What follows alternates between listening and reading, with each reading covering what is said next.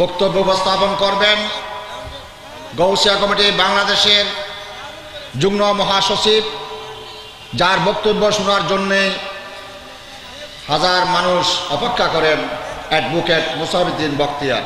বিসমিল্লাহির রহমানির রহিম। আলহামদুলিল্লাহি রাব্বিল আলামিন ওয়াসসালাতু ওয়াসসালামু আলা সাইয়্যিদিল আমবিয়াই ওয়াল মুরসালিন ওয়া আলিহি ওয়া আসহাবিহি আজমাইন। আহলে সুন্নাত ওয়াল জামাতের অতীব আপন সংগঠন আহলে সুন্নাত সম্মেলন সংস্থা ওয়েসির ঐতিহ্যবাহী আন্তর্জাতিক সুন্নি সম্মেলনের আজকের এই দ্বিতীয় দিবসের সম্মানিত সভাপতি, মঞ্চে উপস্থিত সম্মানিত ওলামা ইকরাম, সম্মানিত অতিথিবৃন্দ, আলোচকবৃন্দ, চট্টগ্রামের এই ঐতিহাসিক লালদিঘি ময়দানে এই আন্তর্জাতিক সুন্নি সম্মেলন থেকে জাতির উদ্দেশ্যে এবং আন্তর্জাতিকভাবে আমাদের অবস্থা এবং করণীয় সম্পর্কে জানবার জন্য আজকে যারা এখানে ছুটে এসেছেন, সে সমস্ত সচেতন ভাইয়েরা, আসসালামু আলাইকুম ওয়া রাহমাতুল্লাহি ওয়া বারাকাতুহু। আপনারা জানেন আজকে এমন একটি সময় আমরা এই আন্তর্জাতিক সুন্নি সম্মেলন আয়োজিত হয়েছে, যখন বিশ্বব্যাপী মুসলমানদের অবস্থা দিন দিন ধ্বংসের চরম প্রান্তে গিয়ে পৌঁছে যাচ্ছে।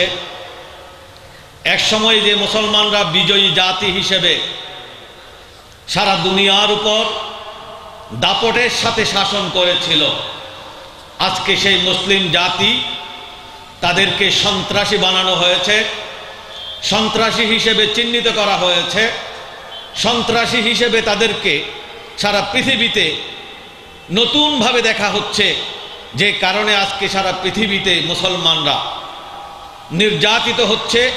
মুসলমানদের বিজয়ের জায়গায় নিজেদের বিজিত রাজ্যে বসবাস করা পর্যন্ত মুশকিল হয়ে যাচ্ছে। সারা দুনিয়াতে আজকে আপনারা জানেন লক্ষ লক্ষ মুসলমান পৃথিবীর এই দেশ থেকে ওই দেশে যাচ্ছে শরণার্থী হয়ে। মুসলমানদের দেশে মুসলমানদের আজকে জায়গা হচ্ছে না। সন্ত্রাস, উগ্রতা, জঙ্গিবাদ আজকে মুসলমানদেরকে যাযাবর জাতিতে পরিণত করে দিচ্ছে। আজকে যদি আমরা বাংলাদেশ সহ সারা পৃথিবীতে যে সমস্ত জঙ্গি হামলা হচ্ছে, আমরা শুধুমাত্র হামলাগুলো দেখতে পাচ্ছি, কিন্তু এই হামলার নেপথ্য নায়ক কারা? কারা এই ব্লু প্রিন্ট তৈরি করে আমাদেরকে সন্ত্রাসী বানাচ্ছে? কারা মদদ দিয়ে, অস্ত্র দিয়ে, কারা ট্রেনিং দিয়ে আমাদেরকে সন্ত্রাসী বানায়, আমাদেরকে জঙ্গি বানায়? তাদের নাগাল আমরা পাই না খুঁজে, আমরা তাদেরকে চিনতেও পারি না। আপনারা দেখবেন, আমরা গতকালও দেখেছি একটা মসজিদে, যদিও বা মসজিদটা শিয়া মসজিদ, এই শিয়া মসজিদে নামাজরত অবস্থায় গুলি করে একজনকে মেরে ফেলা হয়েছে। শিয়ারা বাতিল ফেরকা, এতে কোনো সন্দেহ নাই, কিন্তু তাদের প্রার্থনারত অবস্থায় তাদের মসজিদে গিয়ে গুলি করে মেরে ফেলা, এটা আহলে সুন্নাত ওয়াল জামাত কখনো সমর্থন করে না, ইসলাম কখনো সমর্থন করে না। এবং কিছুদিন আগে শিয়াদের তাজিয়া মিছিলের প্রস্তুতিকালে সেখানেও বোমা হামলা করা হয়েছে। আমার কেন জানি একটা সন্দেহ হচ্ছে, বাংলাদেশে অন্তত শিয়াদের উপর আক্রমণ ইতিপূর্বে আমরা শুনি নাই। এবং শিয়াদের এই তাজিয়া মিছিলকে আমাদের দেশের মিডিয়াগুলোতে কারো ইশারায় কিনা আমরা জানি না, বা ইরানের টাকায় কিনা তাও জানি না, 25 লক্ষ মানুষের জশ্নে জুলুসকে স্বতঃস্ফূর্তভাবে টেলিভিশনগুলো দেখানোর জন্য এতটুকু এগিয়ে আসেনি কখনো। কিন্তু বাংলাদেশের প্রত্যেকটা মিডিয়া থেকে তাজিয়া মিছিলকে লাইভ দেখানো হয়েছে। সুতরাং সবকিছুতে একটা সাজানো গুছানো অবস্থা মনে হচ্ছে। হঠাৎ করে শিয়াদের উপর আক্রমণ, যারা আক্রমণকারী আমরা তাদেরকেও জানি, তাদের ব্যাপার আমরা বারবার বলেছি, আবার যাদেরকে আক্রমণ করা হচ্ছে তাদেরকেও চিনি। একটি পক্ষকে সবসময় নিয়ন্ত্রণ করে আসছে সৌদি আরব, আর একটি পক্ষকে সবসময় নিয়ন্ত্রণ করে আসছে ইরান। এই দুইটি রাজনৈতিক শক্তি নিজেদের রাজনৈতিক বলয় প্রতিষ্ঠা করবার জন্য একদিকে তাদের মাদ্রাসা কায়েমের মাধ্যমে তাত্ত্বিক তৈরি করে, আকীদাগত বিভ্রান্তি তৈরি করে মানুষের মধ্যে অপপ্রচার চালিয়ে যাচ্ছে। একই সাথে তাদের আরেকটা উইং তারা সশস্ত্রভাবে মাঠে ছেড়ে দিয়েছে, যারা সারা পৃথিবীতে বর্তমানে জঙ্গি হামলার মাধ্যমে মুসলমানদেরকে সন্ত্রাসী হিসেবে চিহ্নিত করার চেষ্টা করে যাচ্ছে। আমরা যদি এদের হদিস তালাশ করতে চাই, কিন্তু এখনো পর্যন্ত বাংলাদেশের ক্ষেত্রে আমরা বলবো, গতকাল দেখলাম যে নাকি এই সমস্ত হামলার মূল নায়ক, সে পুলিশের সাথে বন্দুকযুদ্ধে নিহত হয়েছে। এখানে আমাদের বড় প্রশ্ন, যার কাছ থেকে আমরা ব্লুপ্রিন্ট বের করব, যাকে আমরা গিয়ে জিজ্ঞেস করব তোমাকে কে পাঠিয়েছে, কার নির্দেশে তুমি হামলা করেছো, সে কেন বন্দুকযুদ্ধে মারা যায়, এটা আমাদের বড় একটি প্রশ্ন।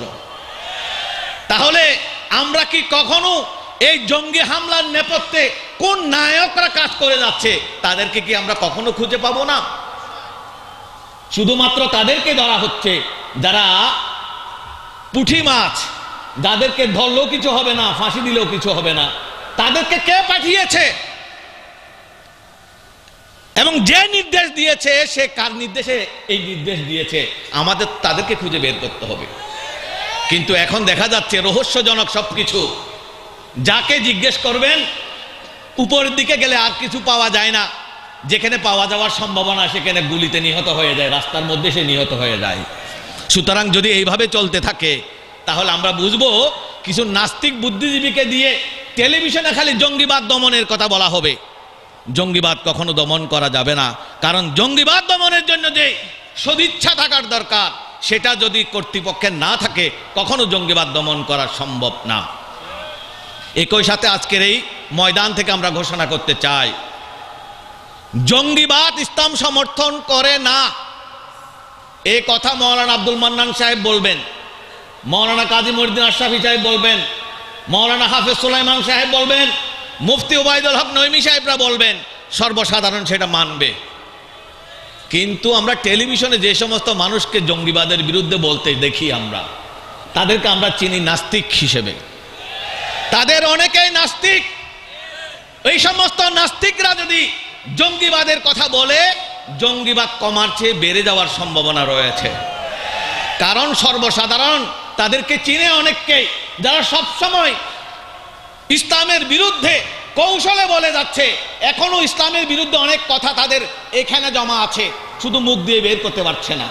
গত এক সপ্তাহ টেলিভিশনের টকশো বলে যদি একটু ফলো করা হয় তাহলে বুঝবেন তারা শুধু কথা বলতে পারছে না সরাসরি, মাদ্রাসাগুলো তালা মেরে দিলে, মসজিদে তালা মেরে দিলে এই দেশ থেকে জঙ্গিবাদ চলে যাবে, শুধু এই কথা বলতে পারছে না, এখানে লেগে আছে, বাকিগুলো সব বলে ফেলছে। আমি তাদেরকে বলবো, নরেন্দ্র মোদীকে আমি ধন্যবাদ জানাই। কুয়ালালামপুরে কয়েকদিন আগে যে দক্ষিণ পূর্ব এশিয়ার সম্মেলন হয়েছে, তিনি বলেছেন ধর্ম থেকে সন্ত্রাসকে আলাদা করতে হবে। এই কথাটা বরাবর ঠিক, ঠিক কিনা? যদিও বা নরেন্দ্র মোদীর দেশে এটা প্রথম বাস্তবায়ন হওয়া দরকার, কারণ ধর্ম আর সন্ত্রাস এক রং হয়ে গেছে ভারতে।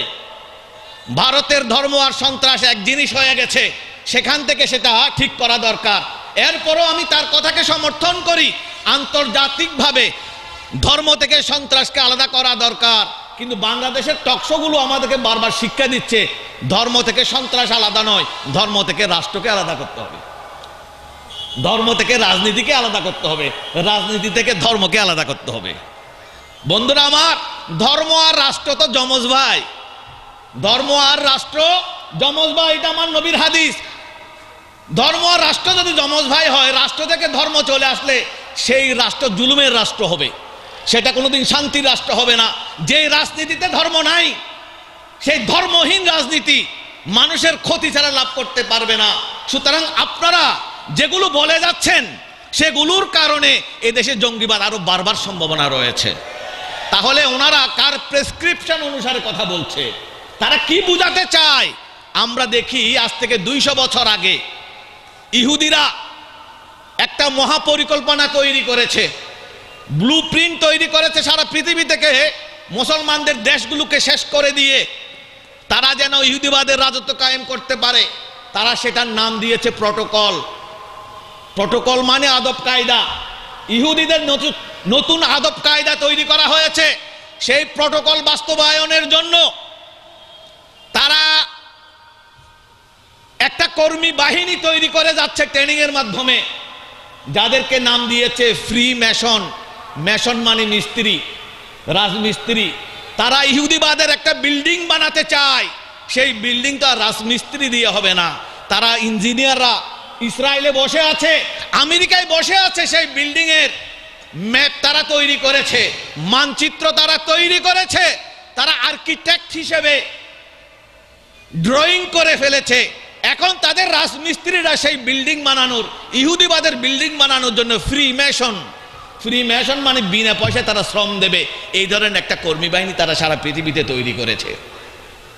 সেই কর্মী বাহিনীদের কাজে তাদের বুদ্ধিজীবীদের পরিকল্পনা অনুসারে তাদের একটা সুপার গভর্নমেন্ট দরকার আছে, যারা তাদেরকে সবসময় রক্ষা করবে। বর্তমানে সেই সুপার গভর্নমেন্টের নাম জাতিসংঘ। যেই জাতিসংঘকে আমরা সবাই বড় পরম পূজনীয় মনে করছি, এটা হচ্ছে ইহুদিবাদের বড় একটি আঁকড়া, যারা সুপার গভর্নমেন্ট হিসেবে ইহুদিবাদের সমস্ত কার্যক্রমকে সারা পৃথিবীতে বাস্তবায়ন করবে। তাদের পরিকল্পনা অনুসারে মুসলমানদের এক একটা দেশে এক একটা বাতিল ফেরকা ঢুকিয়ে তাদেরকে সশস্ত্র সহযোগিতা দিয়ে, রাষ্ট্রীয় পৃষ্ঠপোষকতা দিয়ে তারা এক একটি ভ্রান্ত মতবাদী রাষ্ট্র বানাচ্ছে। আর সেই রাষ্ট্রের আওতায় অন্যান্য রাষ্ট্রকে গিলে খাওয়ার জন্য সশস্ত্র বাহিনী তৈরি করে দিয়েছে, যারা হয়েছে জঙ্গি। অথচ এই জঙ্গিদের মধ্যে আপনাদেরকে আমি জানাতে চাই, আজকে সবচেয়ে বড় নৃশংস জঙ্গি গোষ্ঠী যে আইএস, যাদের নেতার নাম আবু বকর বাগদাদি। ইন্টারনেট ঘাটলে পাবেন কখন তার সাথে হিলারি ক্লিনটনের বৈঠক হয়েছে, কখন ওবামার সাথে বৈঠক হয়েছে, কখন আমেরিকার বড় বড় নেতাদের সাথে তাদের বৈঠক হয়েছে। সেগুলো ইন্টারনেটেও ভিতরে ভিতরে পাওয়া যাচ্ছে। এখন বোঝা যায়, আমরা অনেকবার দেখেছি আমেরিকার জমিনে জঙ্গি তৈরি করা হচ্ছে এবং সেগুলোকে তাদের পারপাস সার্ভ করার জন্য সেখান থেকে পৃথিবীর বিভিন্ন জায়গায় পাঠিয়ে দেওয়া হচ্ছে এবং তারা তাদের উদ্দেশ্য বাস্তবায়নের জন্য জায়গায় জায়গায় কাজ করে যাচ্ছে এবং তাদেরকে রক্ষার জন্য, তাদেরকে বিচারের জন্য, জঙ্গি দমনে তাদের সহযোগিতা আবার তারা নিজেরাই করবার জন্য আগ্রহী হয়। যেমন বাংলাদেশে যখন ব্লগারদের হত্যা করা হয়, এই জঙ্গিদের ধরার প্রশ্ন আসে, তখন ইইউ, আমেরিকা সবাই ধর্ণা দেয় বাংলাদেশ সরকারের কাছে, আমরা আপনাদেরকে সাহায্য করব জঙ্গি ধরার ক্ষেত্রে। কারণ তারা জানে জঙ্গিদের মূল যদি ধরা পড়ে, আমেরিকা ধরা পড়ে যাবে, ইসরায়েল ধরা পড়ে যাবে, মূল যেন ধরা না পড়ে, তাই তারা বাংলাদেশ সরকারকে বরাবরই সাহায্য করতে চায়। কারণ তারাই যদি সালিশকারক হয়, তারাই যদি তদন্ত করে, তদন্তের মধ্যে যদি তারা উপস্থিত থাকে, তাহলে ধরা পড়বে চীনে পুটিরা, ওই মহামানব ধরা পড়বে না। আজকে সারা পৃথিবীতে এই কাণ্ড চলছে। সৌদি আরব এদের বানানো রাষ্ট্র, ইরানও তাদের বানানো রাষ্ট্র। এখন সারা পৃথিবীতে এই জঙ্গিগুলো পৃষ্ঠপোষকতা পাচ্ছে হয়তো সৌদি আরবের, নতুবা ইরানের। এই দুই জঙ্গি গোষ্ঠী সারা পৃথিবীতে আজকে ধ্বংসের লীলা চালাচ্ছে। আজকে সারা পৃথিবীতে আপনারা দেখেন মুসলমানরা, অভিজাত মুসলমানরা আজকে শরণার্থী হয়ে পৃথিবীর বিভিন্ন সীমানায় গিয়ে দাঁড়িয়ে আছে। কেউ সমুদ্রে ডুবে যাচ্ছে, তাদেরকে গ্রহণ করার কেউ নাই। আজকে ফ্রান্সে জঙ্গি হামলা হয়েছে, আমরা সেই ঘটনার নিন্দা জানাই, কিন্তু আমার তো ভয় হয় ফ্রান্সে যে সমস্ত মুসলমান আছে, যে সমস্ত শরণার্থী আছে, এমনকি ফ্রান্সকে এই জঙ্গি হামলায় ব্যবহার করার জন্য সেখানে পরিকল্পিতভাবে এই সমস্ত কর্মকাণ্ড করা হচ্ছে কিনা। সারা পৃথিবীতে এখন নিজের নাক কেটে পরের যাত্রা ভঙ্গ করার নীতি, ইহুদি নীতি, মুসলমানদেরকে ধ্বংস করার জন্য মুসলমানদেরকে দিয়ে যেভাবে কাজ করা হচ্ছে, এমন একটি সময়ে আজকে সারা পৃথিবীর মুসলমানদের অন্তত হুঁশিয়ার হওয়া দরকার। তাদের মধ্যে একটি সুন্নি মুসলমানদের মধ্যে যোগসূত্র স্থাপন করা দরকার আছে। এই যোগসূত্র স্থাপনের জন্য ওয়েসির এই আন্তর্জাতিক সম্মেলনকে কাজে লাগানোর দরকার আছে। আমরা সারা পৃথিবীর অবস্থা বাদ দেন, বাংলাদেশের টোটাল অবস্থা আমাদের উলামায়ে কেরাম আপনারা জানেন, ইদানিং যেটা আপনারা দেখেছেন সবাই বলে যাচ্ছেন, যারা হঠাৎ করে মযহাব বিরোধী তৎপরতা চালাচ্ছে এমন এরাই বেশিরভাগ জঙ্গি। কিন্তু একই সাথে আরো মারাত্মক একটি গোষ্ঠী যাদেরকে খুব বেশি দেখা যাচ্ছে না, দেখা যাবে কোত্থেকে, তারা তো আমাদের খুব বেশি নিকটের জিনিস কম দেখা যায়। তারা আমাদের দরবারগুলোতে ঢুকে পড়েছে, বিভিন্ন সুন্নি দরবারে ঢুকে পড়েছে শিয়া গোষ্ঠী। গোটা মুহররম মাস ধরে তারা আমিরে মুয়াবিয়াকে গালাগালি করেছে, সমগ্র মুহররম মাস ব্যাপী। শুধু আমিরে মুয়াবিয়া নয়, সিদ্দিক আকবর ফারুক আজমকে গালাগালি করার রেওয়াজ ইরান থেকে বর্তমানে চট্টগ্রাম পর্যন্ত এসে পৌঁছেছে। ঢাকায় পর্যন্ত এই ধরনের ঘটনা হয়েছে, সেখানে অনেক সুন্নি আলেমকে নিয়ে বসিয়ে রাখা হয়েছে। এমন ঘটনা পর্যন্ত হচ্ছে বিভিন্ন দরবারগুলোতে, এমনকি কোন কোন দরবারের পক্ষ থেকে শোক মিছিল বের করার কথা পর্যন্ত আমরা শুনতে পাচ্ছি। শোক মিছিল আর তাজিয়া মিছিলের মধ্যে পার্থক্য কোথায়? আমরা তো মনে করি শোক 3 দিনের পরে আর শোক নাই, এটাই আমরা আলেম ওলামাদের কাছে শুনে আসছি, এটাই সহি কথা। তাহলে 1400 বছর পরে কারা শোক মিছিল বের করতে চায়? তাহলে বোঝা যাচ্ছে এখন বড় ধরনের আরেকটা বোঝা আমাদের মাথায় আসবে, যেটা কিন্তু ওই সমস্ত লামাযাবির চেয়েও মারাত্মক হবে। কারণ এরা আমাদের নিজেদের ঘরের ভিতরে ঢুকে যাবে, আর এরা যদি আমাদের নিজেদের ঘরের মধ্যে ঢুকে যায়, জায়গা পেয়ে যায়, আহলে বাইতের ভালোবাসার কথা বলে যদি তারা ঠিকানা করে তুলতে পারে, ভবিষ্যৎ সুন্নিদের জন্য বড় অন্ধকার হয়ে যাবে। ভবিষ্যতে সুন্নিদের রাস্তায় আসা কঠিন হয়ে যাবে, ঘর শত্রু মোকাবেলা করতে করতে সুন্নিদের বয়স শেষ হয়ে যাবে। তাই এমন একটি সময়ে সুন্নি উলামায়ে কেরামকে প্রস্তুত থাকতে হবে।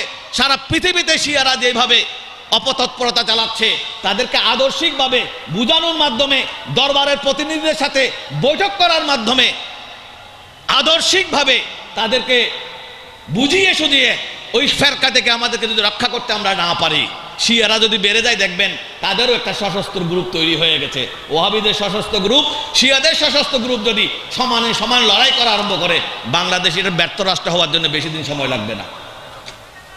অবস্থা সেই দিকে যাচ্ছে। তাই আজকের এই আন্তর্জাতিক সুন্নি সম্মেলন থেকে আমি আপনাদেরকে আহ্বান জানাবো, আমরা যেখানে আছি সুন্নি সংগঠনগুলোকে মজবুত করতে হবে, সুন্নি উলামায়ে কেরামের সাথে সম্পর্ক রাখতে হবে। বাংলাদেশের যতগুলো দরবার আছে সুন্নি দরবার হিসেবে এই পর্যন্ত পরিচিত হয়েছে, তাদের কাছে আমাদের অনুরোধ, উলামায়ে কেরামের সাথে সম্পর্ক স্থাপন করুন, সেটা মজবুত করুন। যদি মজবুত সম্পর্ক না থাকে তাহলে বাতিল ফেরকা কারা সেগুলো বুঝতে আপনারা হয়তো পারবেন না, আপনাদের জনসাধারণ বুঝতে পারবে না। বুঝতে না পারার পরিণতিতে এই সমস্ত কাজগুলো হয়ে যাচ্ছে। তাই আমি আপনাদেরকে মোবারকবাদ জানিয়ে আমার বক্তব্য শেষ করছি। আসসালামু আলাইকুম।